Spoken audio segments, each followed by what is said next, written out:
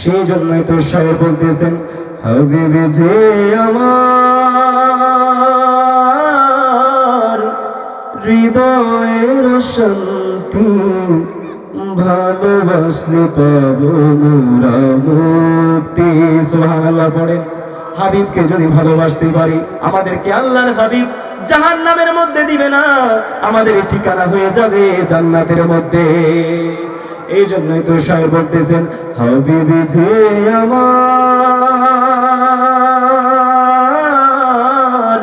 হৃদয়ের শান্তি, ভালোবাসলে পাবো মোরা মুক্তি মুক্তি, ভালোবাসলে পাবো মোরা মুক্তি। সবাই পড়েন, হাবিবি যে আমার